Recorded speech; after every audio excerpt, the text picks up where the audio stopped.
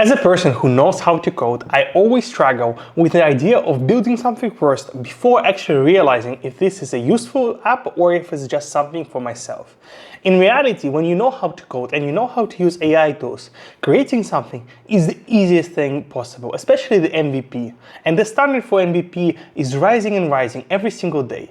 So I have a story of myself building an app and actually no one ever buying any of it, and I wasted around a month, 2 or maybe 3 months of actually building it.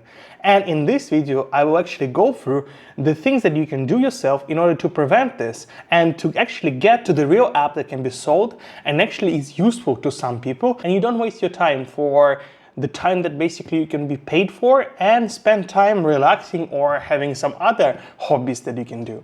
So let's get this straight.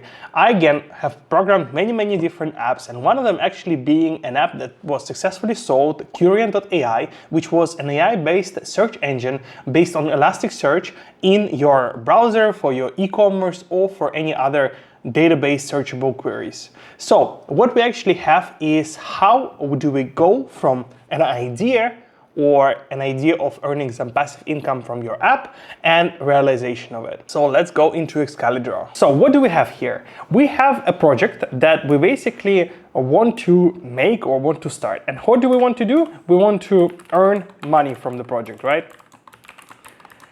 And I mean, it's just understandable that most of the time why we're making a project is because we want to earn something from it, right? Because we're getting paid on our jobs as software engineers, or maybe you have a job as, I don't know, anything else, but you know how to code. So what is the main problem of when we're starting with wanting to make money from the project? But what we do next, straight after, is actually instead of making, for example, MVP or talking to our customer, we go into building the project itself. And why is that incorrect? Well, the main reason for it is because when we go from earning money from the project into building, we haven't actually made sure that this project is relevant, that anyone want to waste their money, time, or energy on this project.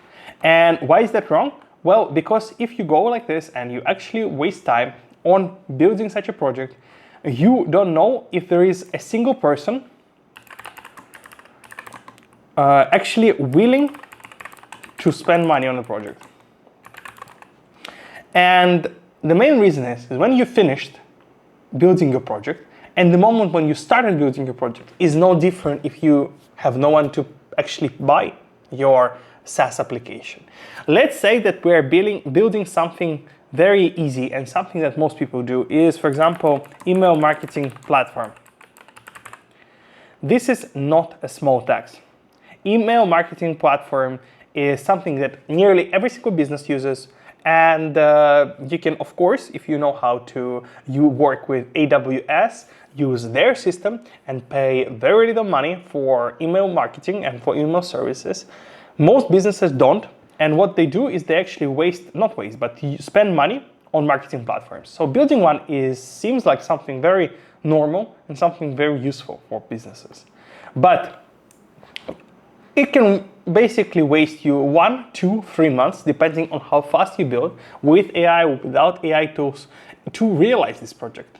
And if you have, after you've done all this, not a single person who is willing or wanting to buy, first of all, you might have built a completely useless project, because as a developer, you probably don't actually need much email marketing and you don't have experience with intense marketing with emails. So you might not have built the right one. Also, what you have not done is you haven't talked to the customer to know exactly why they're using it. Maybe the thing is they just want to earn money, or they just want to communicate with the customer. But you built it in different premise, in a different thing that you optimized for in your app. So instead of all this, instead of just spending 1 month, 2 months, 3 months with planning, with testing, with building the full framework and setting up the servers for infinite scaling in AWS, what you do is very simple. You take, you find first customer. You find the first customer. Find first customer. Next, you talk to him. CusDev, right? You understand what the customer wants. You ask him to test. and give feedback. Right? You've done that. You build specifically for this customer. And you say that once the project is ready, once the project is basically fully built, you ask to pay with huge discount. And when you have started just finding your first customer, you say that this will be free and you will solve their direct problem. But the thing is, what is the most important is that you say, in the end, it will not be free for you, but you have a huge discount for actually making sure that we build the right thing for you. That way, you're not only getting any person, any business, but you're actually getting a person, a business who is so desperate for a solution that they're willing later to pay for it once the product is ready and it's good enough for them. Why is this very important? Because in most cases, people will say you have a great idea, and your friends and your family might say you have a great idea, but because they're not paying and actually spending dollars on this, they don't have skin in the game. So the reason for we're asking for money straight away, and maybe you can ask for $100, for example, as a prepayment.